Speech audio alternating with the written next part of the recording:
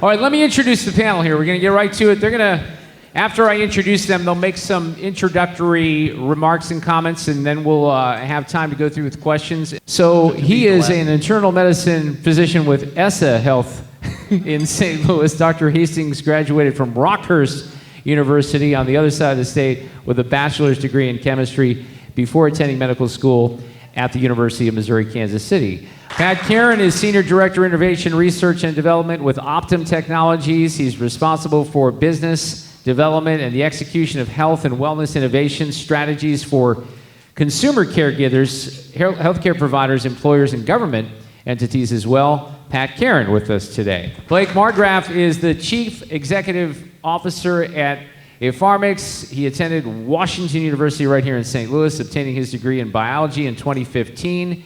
In May of 2015, his desire to work at the intersection of technology and medicine led him, with the assistance of a number of investors, to found Pharmix. And finally, Ed Strouth, he's the Director of Health and Wellbeing. He joined Barry Waymiller in January 2010, taking on responsibility for strategy, planning, analysis, administration, and regulatory compliance for all health and welfare benefits, retirement plans, environmental health, and safety and wellness programs throughout the enterprise. Three things that the AMA looks like for electronic tools, and this is just not me, it's all physicians, but does it enhance quality of care and patient safety?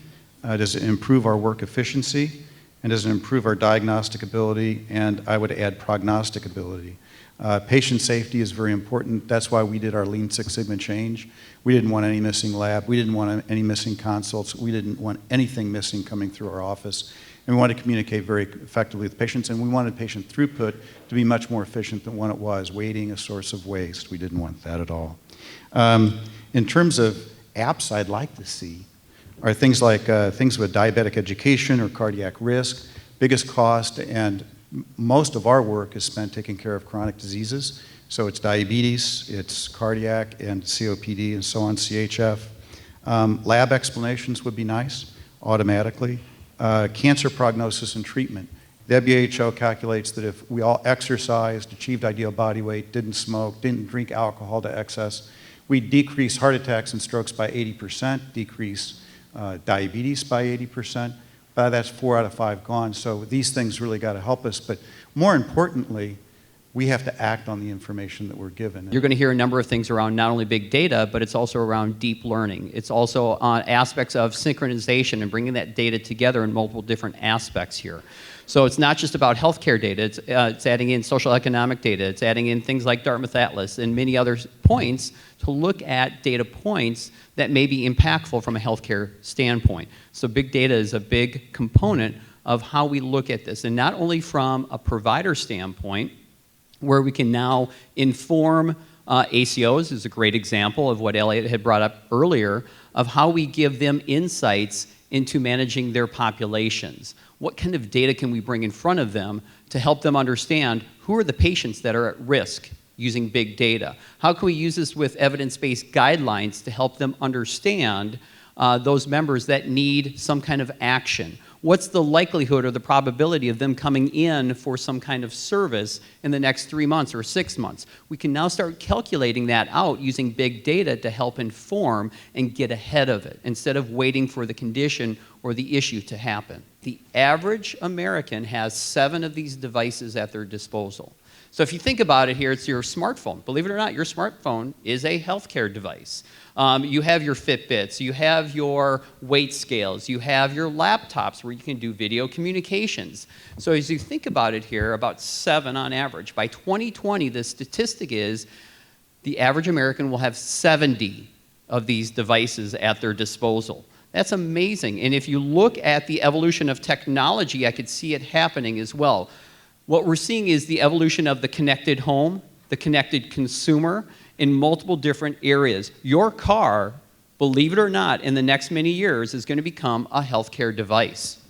And I'll talk more about that a little bit later, but it's intriguing to see how all of this is starting to come together. So it's the use of these devices in enabling better access to care, but then also better information to take your health in your own hands as a patient, but as a provider of offering better care as well.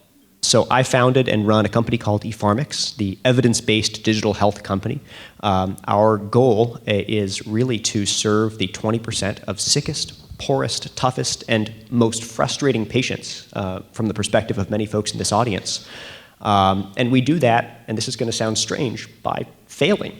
And by failing intentionally and failing damn fast. And then, of course, eventually finding a way to succeed. You heard that we're now collaborating with 51 physicians across 10 universities. We have over 5,000 patient platform IRB, and really trying to emulate maybe one very good part of pharma, which is a very effective research and development pipeline that leads to value. Perhaps the most effective technology out there isn't going to be the most expensive. Maybe it ought not be the most expensive. Maybe it's technology that literally every single person in the United States has, either for him or herself, or at least through a concerned caregiver that's readily available. And finally, can patients use this technology?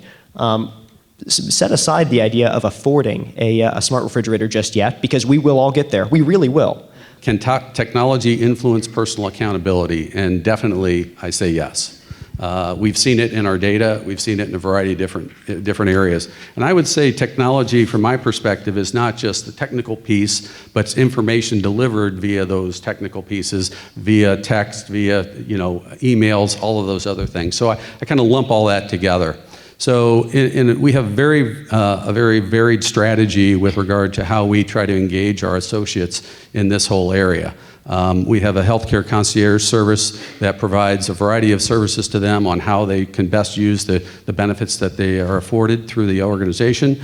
Cost and quality transparency information, how to find a great doctor. We also have a very robust wellness program, a wellness platform, we call it Wellbeing, through Vitality, and it's structured kind of like a frequent flyer program. And when you start talking about gamification and engagement, when people are engaged to say, oh, if I get a few more points, I get to this level and I get these additional benefits, and people really get into it.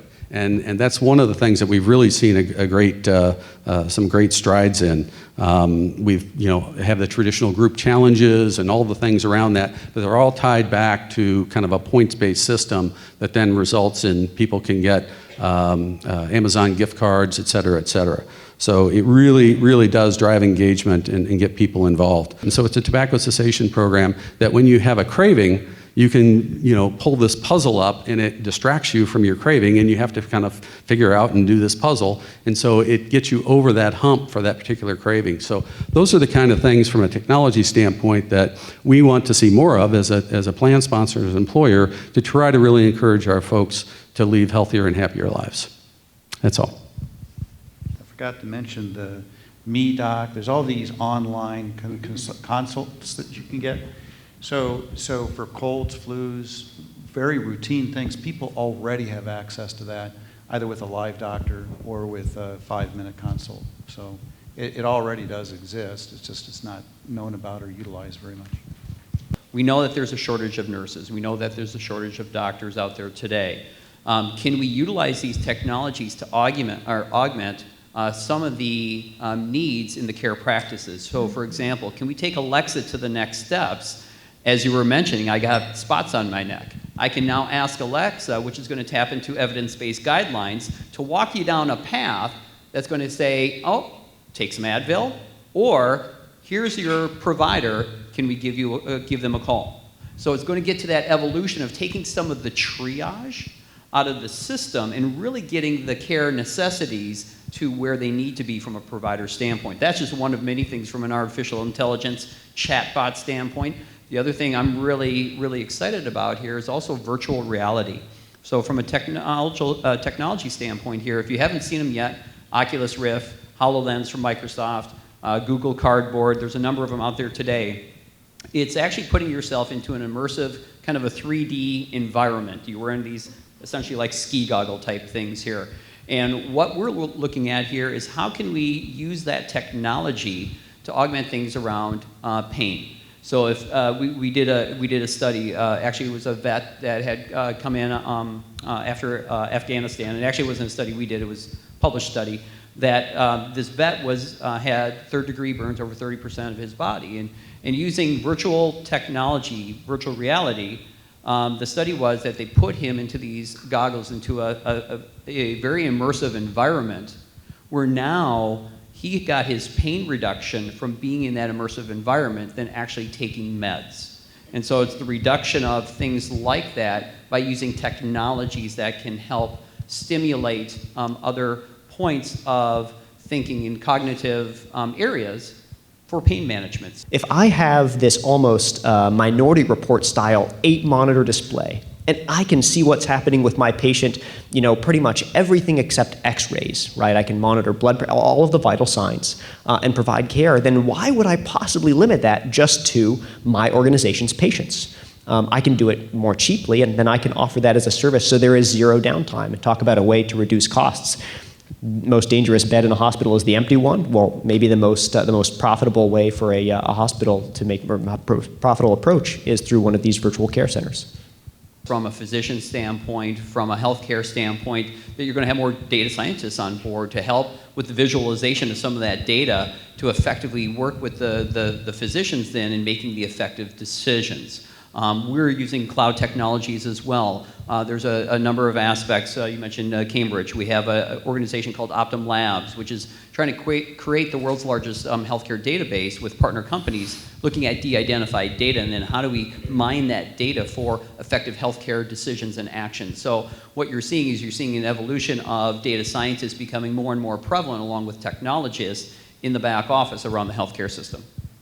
So you have all this data in Optum and data text, and I don't have that. I'd have to go out and look for it and get it. I'm sure it's there. So we have certain plans that we can go out to their websites and look at their claims-based data. And that helps us as a patient compliant with their medications, that they actually refill it so we know that they have on refill rates. But that kind of data in our workflow is key, because if it's not in our workflow, it just stays in your mainframe and never gets acted on. And it has to be interpreted in a way that we have actionable knowledge. We have knowledge now. There's lots of examples of good communication. There was an ER, I think it was Indianapolis, you guys help me, that got all their data warehouse. It was a community, and it goes to our speaker today. It's about communities. Communities can come together and do this. From an employer's perspective, again, as the payer of the majority of the cost in the commercial space, we need to work together better on, as we develop technology, on how we take that and implement that and really engage our associates in that. It's great to have it in the office. It's great to have it, kind of in the back room. But we also, we have folks for 40 hours a week. You have them for 15, 20 minutes, as you see them. We have a great opportunity and a great responsibility and stewardship responsibility to help those folks and care for those folks as best we can and provide those resources. So what you guys can do to help us is give us something that can be easily scaled and distributed. It's about a combination of incentives and, crucially, long-term sustainable conditions that are put in place. And a way to hack that, and kind of using the technology jargon, is to take stuff that's already there, and that aligns really nicely, Ed, with the scalability, because that's vital. If it's not scalable, it doesn't matter if I can spend $1,000 on a patient and save $10,000 if there's not $1,000 available for every patient. That's unreasonable, even if it's economically logical. HIV patients struggle often with medication adherence. That struggle and the non-adherence increases exponentially as you move to the second or to the bottom 40%, then bottom socioeconomic quintile. One of the main reasons that everybody drops off at the beginning of the month is lack of housing. So into our medication adherence protocols, we built something that was distinctly non-health, which is, are you set for next month? In a word, right? Do you have housing lined up for next month?